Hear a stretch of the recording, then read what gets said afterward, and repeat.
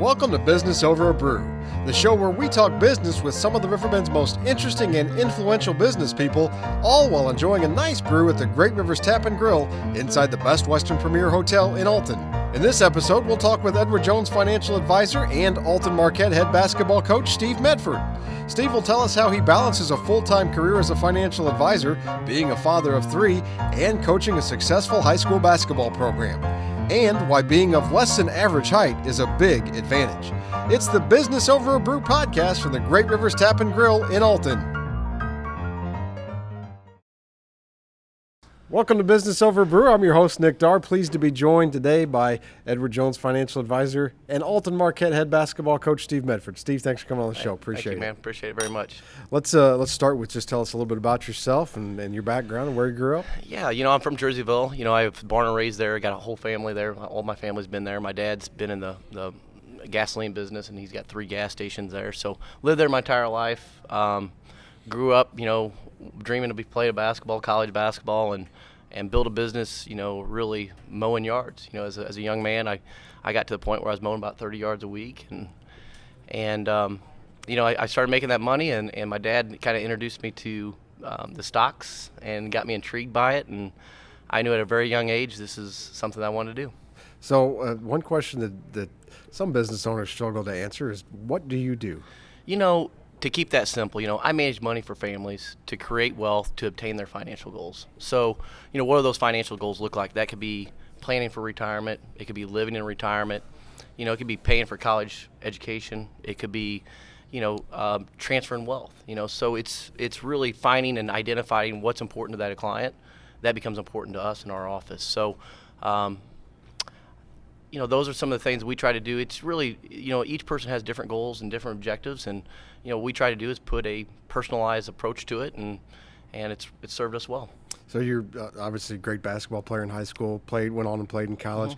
Mm-hmm. What got you into the financial services building? What led you down that path and led you to Edward Jones? Yeah, I think it started at a very young age. I was really intrigued by stocks. I was intrigued by money. I just really was, and mowing those yards and getting to see the growth and the compounding growth of your assets was something that I really it struck me at a young age. But I love dealing with people, and I think that's it's something that you can always look back on and say, hey, the 2 important things that are in people's life is their health and their wealth. And you know what? If you're continually helping somebody achieve financial goals, there's nothing more rewarding to me than that, to see somebody get to a stage when they're getting ready to retire and you can help them get to and through it. And that part of me is I just love and enjoy being around people. You've always been, to me, one of the most, whether it's as a coach or as a financial advisor, you've always struck me as a very driven person. Where did that come from? I guess probably from my height. I think that's kind of funny. I think I've always been told, from a very young age, I've always been told I couldn't. There's no way you can play high school basketball. You're too short. There's no way you can play college basketball. You're too short. And just, I guess that drive has always been, always a little chip on my shoulder. Now I'd say that's a pro, and it's also a con at times too. But, I think it's always just trying to demand a lot of yourself and expect a lot of yourself, and I hope that I can carry that forward to my kids. I assume there was probably some parallels between growing a lawn business as a younger person and then starting a business as a financial advisor. Without question. Yeah, without question. I always had a business mind. I mean, I was, I think I was 21 years old, and I had probably 31 yards, at that time. And that was kind of, it was kind of unheard of. Now you see a lot more lawn business going out there. Were you doing them all yourself, or did you have? Yeah, I had a helper, and I'd pay that helper, per hour. And then, when I went to college, I even got the great idea. I was like, well, they can use my equipment, and I'll keep making money on it. So that's kind of what happened. And so I always had a business mind, and it's carried over to this business. And, I started in 2001 when the market was really, we had September 11th in 2002. And, I just went out and met people face to face and just introduced myself to them and was very persistent with it. And it became a game, and I think a lot of what you do in your business can be kind of carried over to what you did on the basketball court and how you had to overcome adversities throughout that. And I can relate everything I do in my business to what I did throughout basketball in my career. Well, it's. I have a little insight here because I was with Edward Jones for a few years, and starting out as a new financial advisor a few years after you. I think I started in 2009, but people would always say, how did Steve Medford do it? Because you obviously attained a pretty high level of success by then, and the answer was pretty simple. It was just hard work and knocking on a lot of doors. It's I still have a lot of new financial advisors that I mentor, that I work with. I also do a Ted Jones coaching program, helping other FAs, financial advisors that are pretty high up with Edward Jones, to try to take it to a new level. And sometimes I just tell them it's about getting back to the blocking and tackling, and that's just making good contacts with people and being persistent in what you do, and being genuine about what your approach is, and it's served us well. What makes Edward Jones different than other financial services company? Obviously, there's a lot out there. There's a lot of them. I think just the number one thing is it's about the one-on-one service, the service to the client. Ultimately, putting the client first and foremost. We are very much about that in our office, and most offices at Edward Jones. They're always putting the client first, and I think it's a great firm. We are a partnership at Edward Jones, which is it's about just being the best you can possibly be. And I've really thoroughly enjoyed the firm. Well, basketball's obviously been a big part of your life after college. I know you worked, but did you still keep playing, or pickup style, or stay involved with the game I did somehow? A lot. We used to have a league at Slough Park. Even at the back in the day. And that kind of ran its course. But we still played quite a bit. And I remember being 22 years old and being with Edward Jones, the firm, and Fess Shaughnessy was a big partner of the firm. And I told him I wanted to coach high school basketball, and he looked at me. He goes, "Son, you're not going to be able to coach high school basketball for at least 7 years down the road." And he's like, "By the way," he goes, "I want you to call me on Monday morning." So I called him Monday morning. He's like, "Hey, I know how much you love basketball. I'm going to get you out to the American Funds. I want you to meet John Wooden." So I got to meet John Wooden. Wow. That was really cool with American Funds. They allowed us to meet John Wooden. And, but I've always had a passion for the game. I've always had a passion for coaching, and it's been a lot of fun serving both clients and also coaching. So when did the opportunity to come up to become the head basketball coach at Marquette?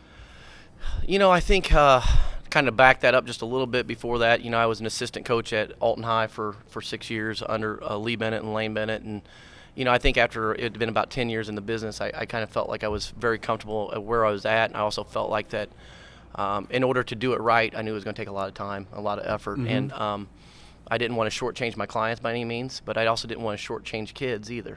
So if I was going to do something, I wanted to make sure I was doing it right. And so when the opportunity presented itself, I think it was 2010, I took over a program that, I feel very proud of, and it's been a lot of fun, and we've had some success. How do you balance those two? Because I see you in both environments as a coach, and you definitely put the work and the time in there, but you do the same as a financial advisor. How do you balance those two? It's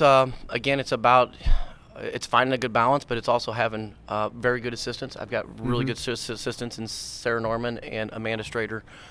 They both do an exceptional job, and we even have Amy Lois come in one day a week. So those three girls are excellent in making sure that we're balancing what we got going on between basketball season and the financial services and what we're offering to the clients. Obviously, clients are first and foremost. That's what we want to do. We try to we have a really good system down of having clients come in at certain times of the year, at least twice a year for a lot of those clients.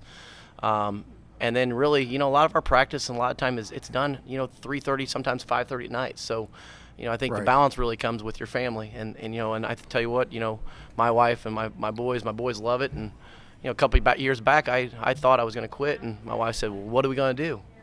So kind of kept me going a little bit. And now my boy, who's 7 years old, he looks at me and says, "You're not quitting until I take it over." So I think I got some coaching left in me. I was going to ask, the office or the team? Both. Yeah. Both. Okay. That's well, right. He wants to do the same thing. So, okay, great.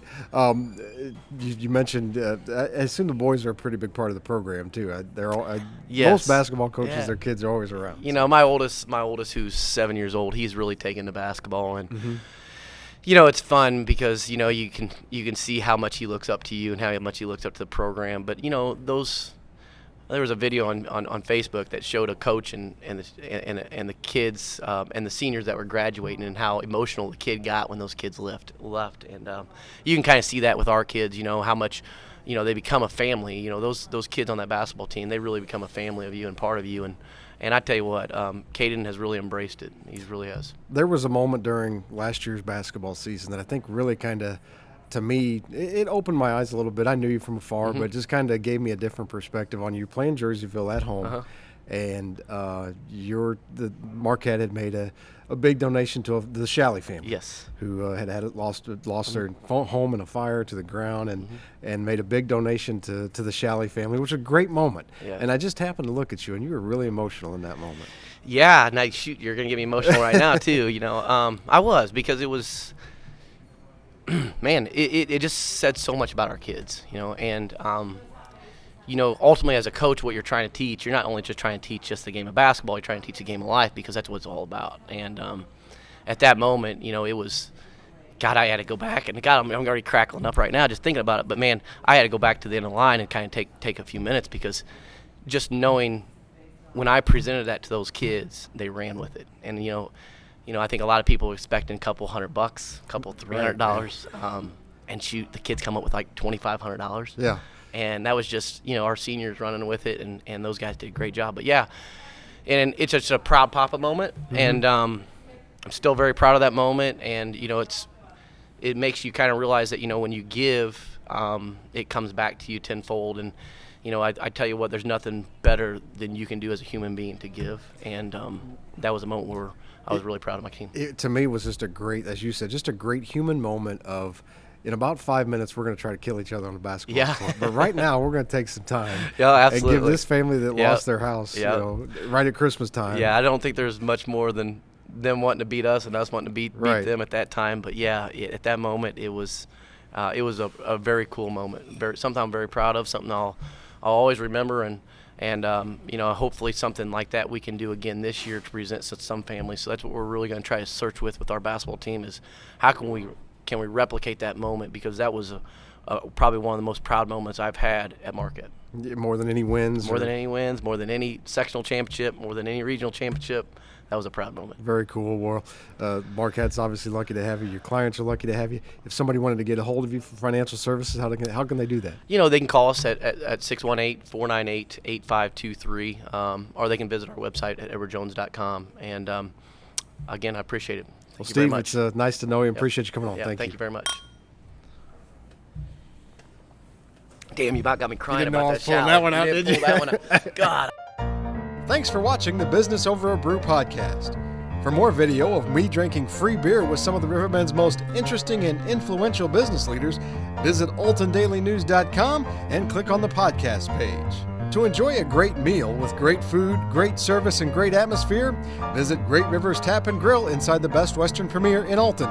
Check out some of their new menu items at GreatRiversTapandGrill.com.